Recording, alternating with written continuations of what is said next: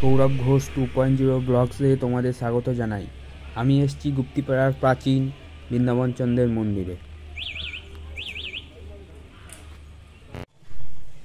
ভিডিওটি প্রথম থেকে শেষ অবধি দেখবে আর অবশ্যই চ্যানেলটিকে লাইক, শেয়ার, সাবস্ক্রাইব করে দেবে।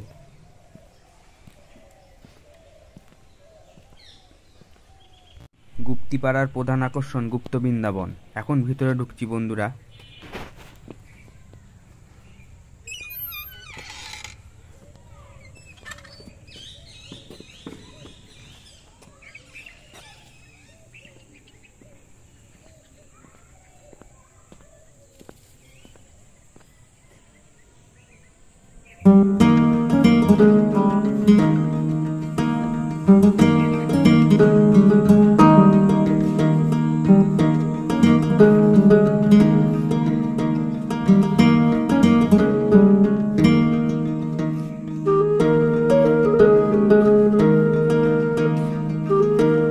ছোট ছোট সুড়ঙ্গ করা হয়েছে।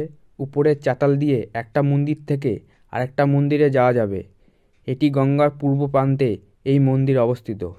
এই মন্দিরে আলাদা আলাদা ইতিহাস লুকিয়ে আছে, তোমাদের কাছে শেয়ার করব। অসাধারণ বললে কম বলা হবে, এত সুন্দর টেরাকোটা মন্দির।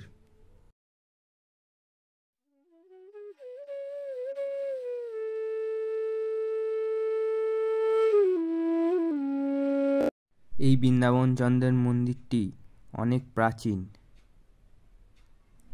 এই মন্দিরে শ্রীকৃষ্ণ রাধিকা আছেন এবং তার পিছনে জগন্নাথ, বলরাম, সুভদ্রা দর্শন করলে তোমরা। এই মন্দিরটি খুব অপূর্ব সুন্দর।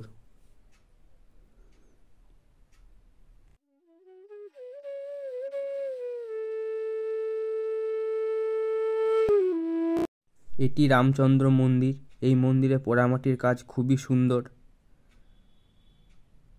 এই পোড়ামাটির ফলকে সে যুগে রামায়ণ মহাভারতের চিত্র অঙ্কন করা হয়েছে। এই মন্দিরে আছেন রাম, সীতা, লক্ষ্মণ এবং হনুমান, দর্শন করছেন আপনারা। এটি চৈতন্যদেব মন্দির। চৈতন্যদেবকে দর্শন করছো তোমরা।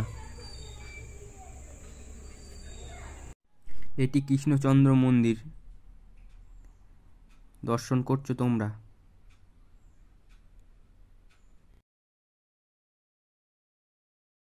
এই মন্দিরে আছে শ্রীকৃষ্ণ এবং রাধিকা।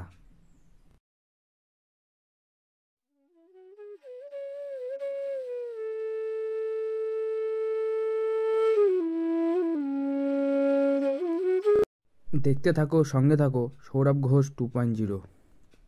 4টি মন্দির আছে, তাদের মধ্যে পুরানো মন্দির শ্রী চৈতন্য মহাপ্রভুর মন্দির। অনুমান করে জানা গেছে মন্দিরটি 1700 শতকের গোড়ার দিকে বিশ্বেশ্বর রায় এই মন্দিরটি প্রতিষ্ঠা করেছেন।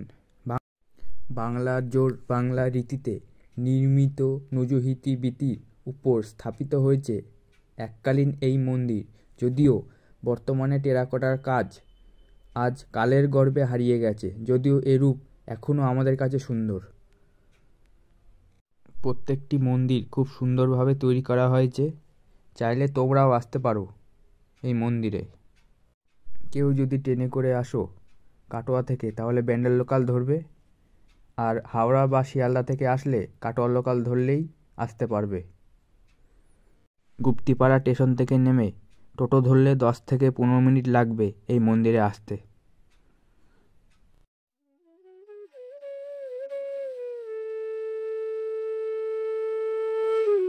এটা একটা বড় কুয়ো, আগে এখান থেকে জল তোলা হতো।